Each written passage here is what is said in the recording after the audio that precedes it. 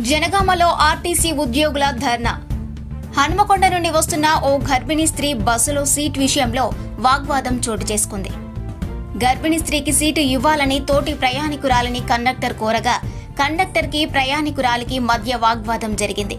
ఈ సందర్భంలో మధ్యలోనే దిగిపోయిన ప్రయాణికురాలు ఆర్టీసీ అధికారులకు ట్వీట్ ద్వారా ఫిర్యాదు చేశారు. డిపో మేనేజర్ స్వాతి విచారణ జరపకుండా సదరు కండక్టర్ను విధుల నుంచి తొలగిస్తున్నట్లు మెమో జారీ చేశారు. దీన్ని తీవ్రంగా ఖండించిన ఆర్టీసీ ఉద్యోగులు కండక్టర్ శంకర్ కు తిరిగి ఉద్యోగం ఇవ్వాలని నిరసిస్తూ ఆర్టీసీ డిపో ముందు ఉద్యోగులు ధర్నాకు దిగారు.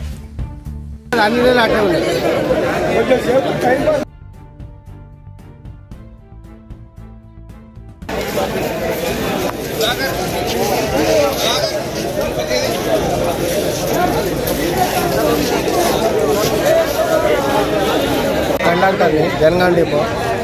నేను గురువారం డ్యూటీ చేస్తున్నాను సార్, ఎక్స్ప్రెస్ డ్యూటీ. హన్మకొండలో 5 గంటలకు బయలుదేరినాను. 60-70 మంది ఎక్కిరు సార్ హన్మకొండలో ఎక్కిన. కాజీపేట రాగానే ఒక 10 మంది ఎక్కిరు. అందులో ఒక గర్భిణీ స్త్రీ ఎక్కింది. ఆమె ఛత్తీస్గఢ్. ఆమె తెలుగు వస్తలేదు. ఇది అదే మన తెలంగాణ వాళ్ళు అయితే వాళ్ళే లొల్లి పెట్టుకున్నారు. సీటు అని వాళ్ళు లొల్లి పెట్టుకున్నారు. అయితే సీటీపీ అని వాళ్ళు ప్యాసింజర్ కోరిరు. అరే గర్భిణీ స్త్రీ కదా, కండక్టర్ బాధ్యత ఉంది కదా, మీకు సీటీపీ అన్నారు. అయితే ఇప్పుడు సీట్ ఎవరు ఇస్తారు? అక్కడ జరిగింది చెప్పండి. ఇట్లా ఇదే మాటలు వచ్చింది. ఇప్పుడు సీట్ ఇచ్చే కాలం అనే బాబాయ్, ఇది ఎవరు ఇస్తారే? నా సీట్లో కూడా కూర్చున్నారు కాదు.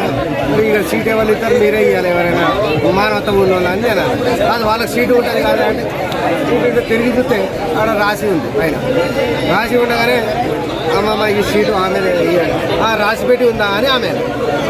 అది వెనుక ప్యాసింజర్ ఉండి ఏమన్నాడు, ఆమె కనిపించలేదు. అక్కడ రాసి పెట్టింది ఆమె సీటు ఆమె మాట్లాడుతుందని ప్యాసింజర్ అన్నాడు. ప్యాసింజర్ అన్నాడు. అయితే ఈమె అన్నది వానికి ఇమ్మని రాదు అని ఈమె అన్నది. ఈమె యాక్చువల్గా అక్కడ జరిగిన సిచ్యువేషన్ ఈమె అన్నది. ఈమె అన్న తర్వాత కాక ఎందుకు అన్ని లొల్లి, మీ అక్క చెల్లి అయితే గిల్లే ఉంటుంది అక్క అని నేను ఆడ జరిగినది. మీ అక్క చెల్లి అయితే గిల్లే ఇట నిలబడతా జరిగిన నీరాజు మధ్యలో దిగినప్పుడు మన సీటు చూద్దాం మనిషి అని నేను అన్న. ఒక 5 నిమిషాలు ఇట్లా తీసుకెళ్ళింది. ఇటు పక్కన ఒక ముసరావుని ఏమైనా తిక్కగిట్ట వల్ల ఏమైనా తీసుకెళ్ళి పెట్టాలి. ఒక గర్భిణిని పెట్టుకొని ఆమె లేచి నిలబడాలి, సీటు ఇవ్వాలి కానీ ఏమేమో మాట్లాడుతుందని ఒక వృద్ధురాలు పక్కన ఏజామే ఒక అన్న. ఇక మీరే చెప్పారమ్మా పంచాయతీ, నేనేం చేయలేదు. ఆ మాట ఏంటలేదు, ఏం లేదు. సీటు ఖాళీ పెట్టుకున్నా, దాన్ని రాసి పెట్టి ఉందా, అక్కడనే ఖాళీ పెట్టుకొని రావాలంట. ఆమె ఏమైనా ఇదా అని ఏమైనా ఖాళీ పెట్టుకుని వస్తారు. అమ్మాయి ఎవరైనా సీటు ఇంతమంది ఫ్రీ పెట్టినప్పుడు ఖాళీ పెట్టుకుని వస్తారు. అమ్మకేసిన ఒక 5 నిమిషాలు జరిగింది. 5 నిమిషాలు జరిగిన తర్వాత ఈ రేవంత్ రెడ్డి ముండ కొడుకు ఫ్రీ ఎందుకు పెట్టిండో ఈ కండక్టర్ ముండ కొడుకును ఓవర్ చెప్తారు అని అన్న.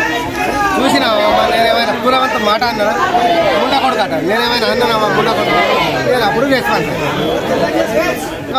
ఆమె అందరు బస్సులో ఉన్న వాళ్ళందరూ ఆమెకు తిట్టేసరికి ఆమె బలవంతంగా దిగిపోయింది. నేను దిగువని నేనే చేయలే, నేను చెప్పలేదు. ఆడవాళ్ళ మనం ముట్టుకుంటాం, మనకి అవసరం ముట్టుకోలేదు. సస్పెండ్ చేయను. ఆమెకు సీట్ ఇచ్చిన ఆమె ఎక్కకపోతే నాకు ఈ లొల్లి ఉండకపో, ఇది ఆమెనే కాకు. నా డ్యూటీ నాకు కావాలి. నన్ను సస్పెండ్ చేసుడేంది? నేను మానవత్వంగా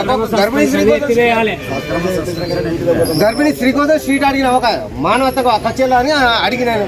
ఆమె ఛత్తీస్గఢ్ బీహార్ మన తెలుగు రాదు. ఆమెకు లేవరాదా మమ్మీ కచ్చేళ్ళు అయితే ఇట్లనే ఉంటుందా అని అన్నా. సరే ఆడ మాట నువ్వు అన్నావు నాకు అన్నావు, సరే అది వేరు. బస్సులో అందరూ ఆమెకు తిట్టే ఆమెకు మైండ్ అప్సెట్ అయిపోయింది. వీళ్ళందరితో లే అని నేను అన్నందుకు వీళ్ళు లేపిండు అనే కాన్ఫిడెన్స్ ఆమెకి ఇదే. ఈ బస్సులో నేను ఉంటాయి కదా, నేను పోతా. ఓ డ్రైవర్ బస్ ఓ డ్రైవర్ ఏమైందే నాయక్ సాబు అని కిందికి దిగుడే లంబడం ఉంటా కొడుక వీళ్ళు లంబడం ఉన్నట్టున్నది. ఈ డ్రైవర్ ఓ నాయక్ సాబు ఏమైందే అక్క ఎందుకు దిగుదా పిట్టలు పెట్టినా నన్ను సస్పెండ్. నేను సీటు అడిగింది ఇప్పుడు చెప్పాలి. 3వ రోజు చెప్పు. ఇప్పుడు 3వ రోజులు అయింది. లేదు ఛార్జ్ షీట్ సస్పెండ్.